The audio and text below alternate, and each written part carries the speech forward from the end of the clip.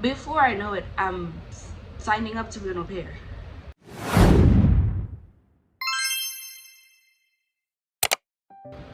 Good morning, good afternoon, and good evening. Sorry I'm talking so low. My kids are still sleepy.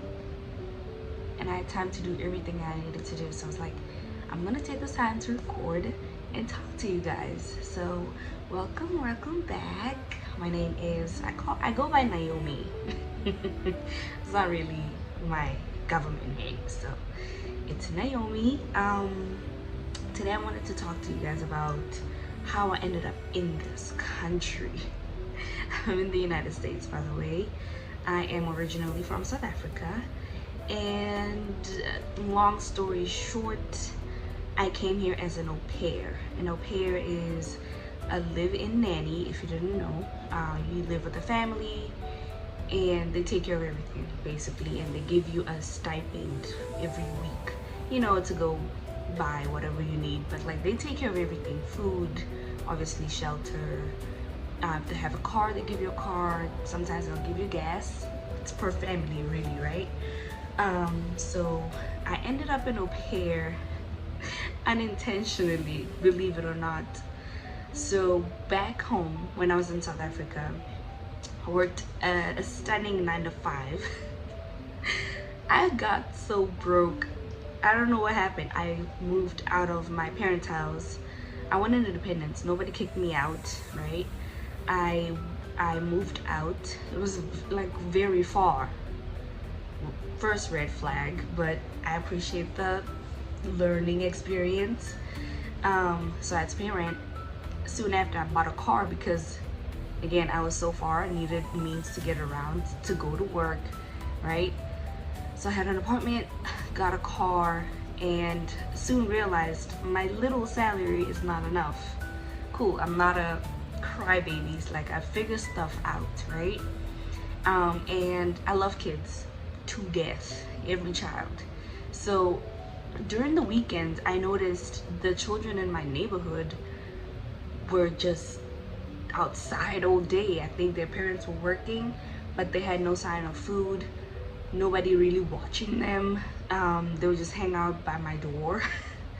Like I said, like I love children, they love me. They just attract to me. So they come say hi and I'd give them some food. So I noticed nobody was really taking care of them when they were not going to school, like Monday to Friday.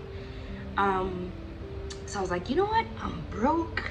Let me do a little something. Let me maybe charge these parents $20, not dollars. We use rand, so it would be equivalent to like $1 or $2 here.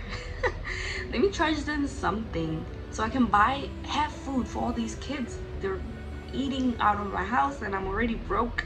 It was a whole thing. Let me charge them a little bit, like a daycare kind of service. And I just buy food for them, have them in my house. Like they know they're welcome here. If you need to go use the bathroom, if you want to come relax, you can come here. I can teach them something. I can hang out with them, you know, like a little service. So Monday morning, I go to my job, and really I just wanted to create a profile, like a little paper that has my name, my details, what I would love to do for them, like a little pamphlet for them to take home to their parents, or I take them to their houses, you know. Tell me why. I don't know. I was blind. I feel like I don't know how I got there, but I was blind. It was like someone else was doing the work for me. I was signing up to be an au pair. I don't know. I wanted a spreadsheet. I wanted a little document. The next thing I know, I'm filling in documents to be an au pair. I used cultural care. It was like a cute little thing, you know what I mean? I was like, oh, get my name, filled it in, my address. I was like, okay, this is what I need. I thought it's the first page. Before I know it, I'm signing up to be an au pair. That's me.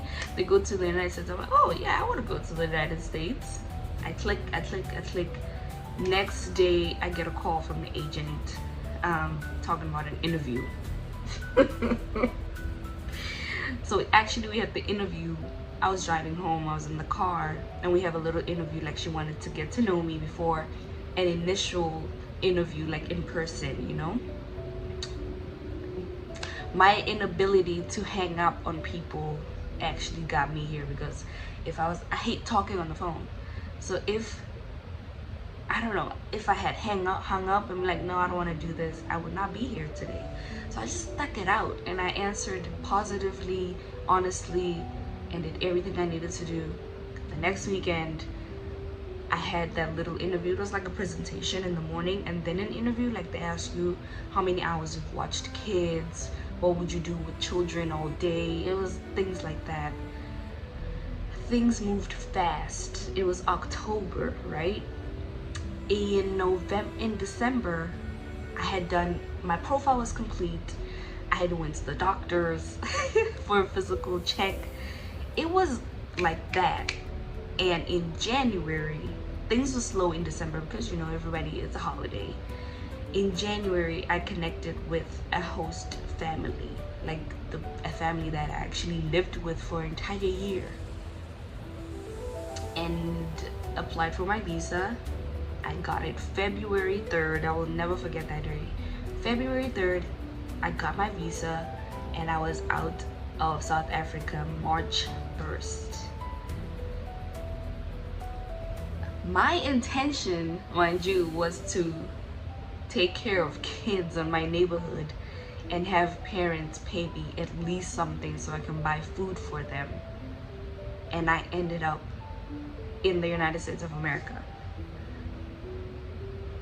It's still crazy to me. Like, I don't even know how to explain it. People might think it's a joke, but that's literally how it happened, you know?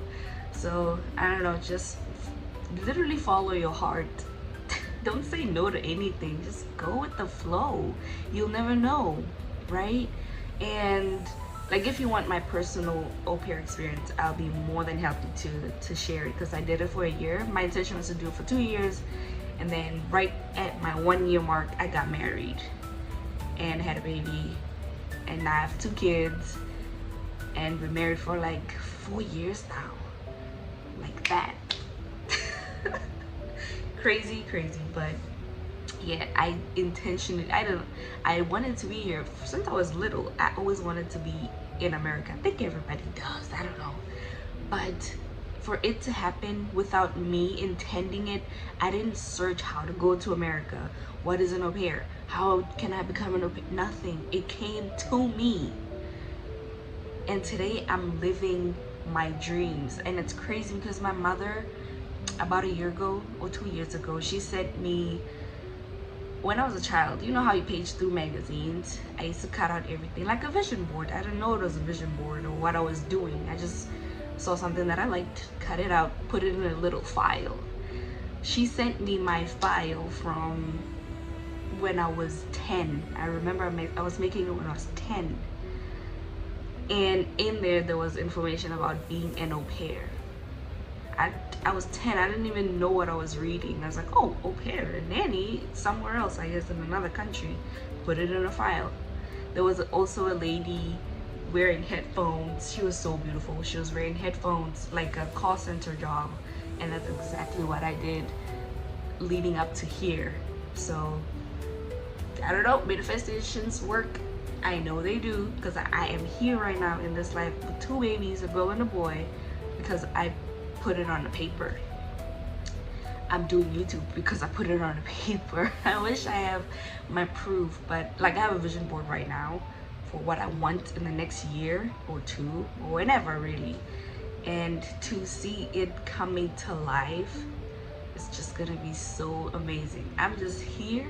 I set the intention, I do the work, and it works for my benefit, you know what I mean? So just a little note: if you don't believe in anything, believe in yourself, because whatever you want, you can really get it. It's no joke.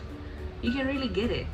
Set the intentions, be clear about it. Don't worry about the how, don't worry about the when. Just say, I want the specific. Obviously, I want this, I want to go there, and that's it. So yeah, that was my story. Oh, so weird, but I am so grateful. I would not be here talking to you guys if I did not struggle with paying rent or needing extra money to just go by. Like I said, like I had a car payment, rent, them kids was eating me out. So I had to struggle for me to want more.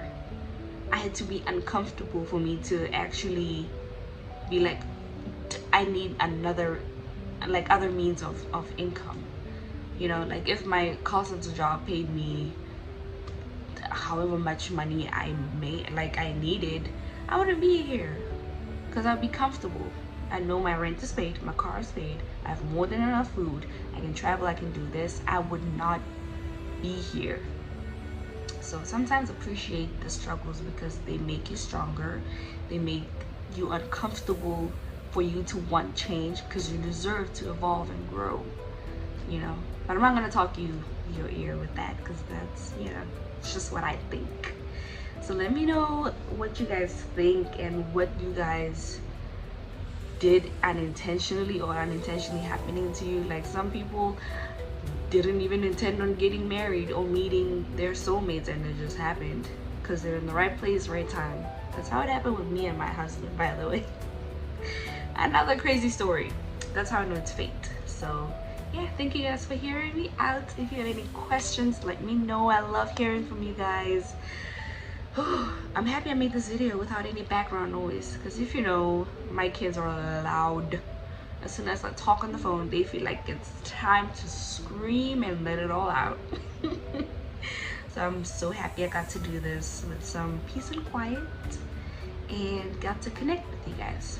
Let me know what else you want to see. I'm happy to share everything, you know. But yeah, I love you guys so much. Have a good day.